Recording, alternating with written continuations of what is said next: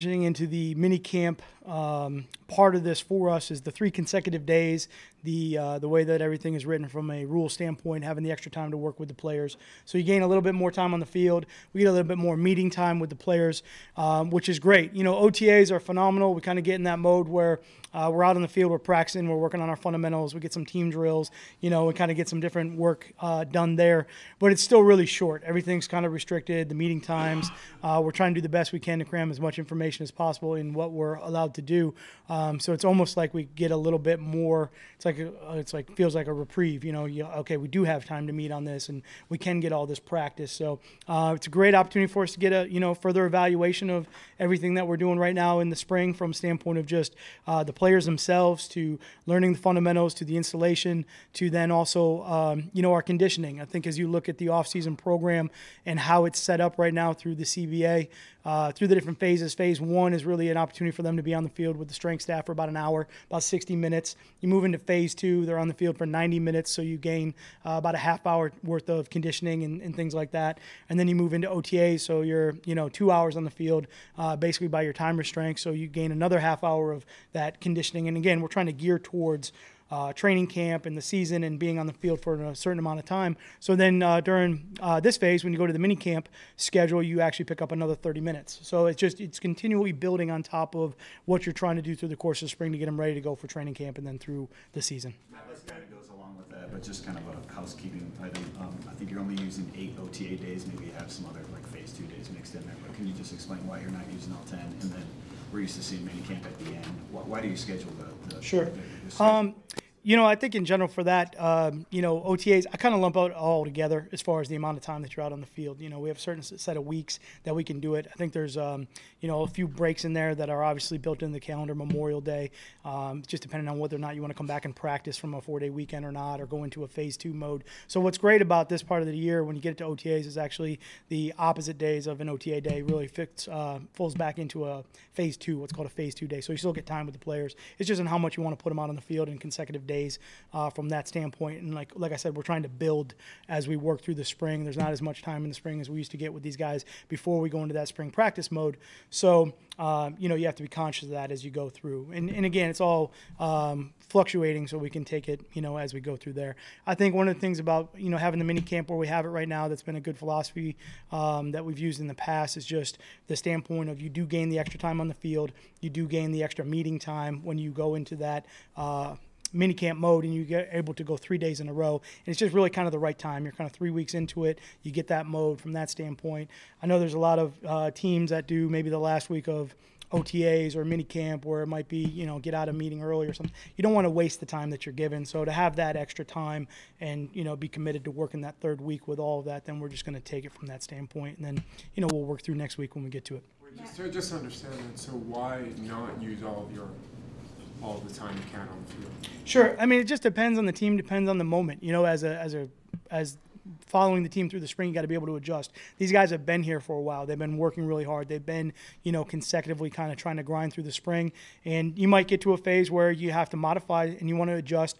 And really, you get to a point in the spring where you feel, if you get to that point where you've installed all you can install and really are at a good point, your next thing as a head coach you want to make sure you do is get to training camp healthy. You just want to go in, have training camp at its max, and be able to go out there and get a great evaluation of those players. So you really have to take that last week and kind of evaluate it and see where you're at and see where the team's at. Now we might need all of it, and we might need to go out there and grind it through for the entire week and go. But we're scheduled for 3 next week too, and we're going to maximize those, and we're going to take them and use them from that standpoint. But it's broken up a little bit different. Whereas this week it's 3 hard days in a row, which is kind of the first time we're going to be doing that. So there's always something about that when you're training a football player, an athlete, whatever it is. We're used to doing 2 days in a row. The 3rd day in a row is, someone that you got to monitor. So from a standpoint of let's do that this week, let's make sure we come through, where we want to be. And then next week we're back to the 2-on, 1-off schedule. From that standpoint, we get that little break in between. We kind of get a catch-up day from a meeting standpoint. So it just fits overall a little bit better from that perspective. You've been building through this whole off-season process. Is there something specific you're looking for, scheme-wise, position group, just something you kind of want to sink your teeth into looking out there on the field as they practice? Yeah, I mean, I definitely think there's probably a lot of areas, but the biggest thing for me right now is just how is our conditioning going? You know, how are we doing as far as getting in shape and ready to go for training camp? Obviously, you want to be healthy. You want to be moving in a direction where you feel you can go out there for a training camp and sustain for that amount of period. You know, the weather's going to be warmer. It's going to be hotter. You know, the demand is going to be higher. It's going to be, you know, every single day there as you work through the schedule. So building them up and putting them back into that shape or that condition to be able to sustain that. Now, obviously, we have a little bit of a break before training camp, so there's a lot of it that goes on, you know, them to just make sure they maintain the levels, hopefully that we reach by the time we get done with the spring. But that's the idea, is to build on it as you work towards training camp. Question about the run game through the draft and free agency. How much do you think you've improved the run game, and where would you rank improving the run game on your list of priorities this offseason? Yeah, I mean, I think, again, run game, pass protection, defense, all of it. We're trying to improve all of it. And right now, the evaluation for us is getting the guys out there, and it's a it's a non-contact camp mode. That's what we're in right now. It's a learning mode. That's what we're trying to do. We're trying to facilitate communication out on the field, trying to get the guys to understand what we're doing. So we think we're working in the right direction there in all areas. It's not obviously something that we think we've hit to an arrival point. The run game will look totally different when we get to training camp, get some pads on, and get a chance to look at everybody from that standpoint. The physical element of the run game is something that's always difficult to evaluate at this point in time. So we'll see. How important is it for Taylor Decker? A year ago at this time, he was a hospital patient. So, leave this and healthy and ready to participate in training camp and start the season.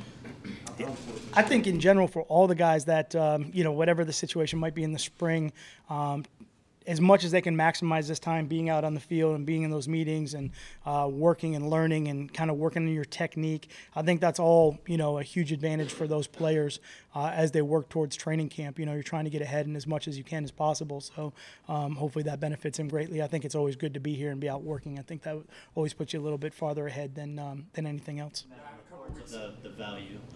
You had really good attendance through the voluntary portion, but how does a guy like Glover Quinn, how far behind is he, or is it because he's a veteran that's played in multiple schemes he should be able to catch up quickly? Yeah, I mean, I think, look, we're, everybody is trying to do their best they can to understand what's going on, and certainly Glover, and, he'll come in and work extremely hard. He's obviously a guy that's a great professional and guy that's been in contact with us the whole time. So, we'll take a look at 3 days worth for everybody and see what it looks like. I'm sure it'll look different than what we've seen for the last several weeks in OTAs. A couple weeks ago, you said, the last time we saw you, you said that you were going to talk with Mark Ford and Rod Wood about the anthem and what you guys are going to do this year. Have you had those discussions? Have you made a decision? Sure. You know what? We did get an opportunity to talk, and we're still kind of working through it, and we'll keep building that process. Matt, you haven't had decals on the helmets. I was just curious if there's a meaning to that leading up to this point, or. I mean, we're just, it's the spring, so there's not really a lot of meaning for anything right now. I mean, the throwback uniform is great. That's another good look for us, so we'll have that one time this year. But just in general, we're out there in the spring. There's no games or anything like that. At this point with this group, how much have you infused your personality on them, and how much have you taken on some of what the culture is around here?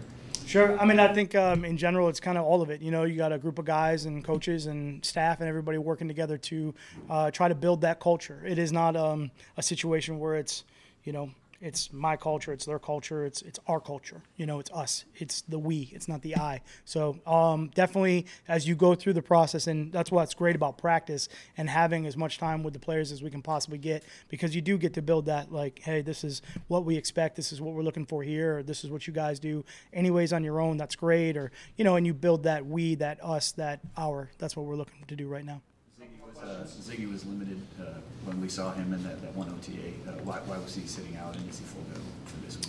Yeah, I mean, again, we got a lot of guys out there that are working their way back from that situation. So, he's another guy that we're just training and taking along to where we think whatever he can do physically from that standpoint. So it's nothing real specific for every guy's got this particular plan. We're just, trying to get them all better. It's the springtime, so we're trying to improve. How does it impact any potential contract discussions? He's got a deadline here in a month that he has to. Again, we're day by day here. We're just trying to get better with the guys that are out on the field and with everybody here from a fundamental standpoint. So. How That's it. How the young guys, the rookies, been adjusting so far? Have you liked their progress? Yeah, I mean, I think those guys have done a good job of trying to dive in and learn. It's a big culture shock, I think, when you come from college into the professional level to understand. You kind of get here, you go through a rookie mini camp. It's still that same pool of guys, so you're all in it together. There's a lot to learn. There's a lot of information.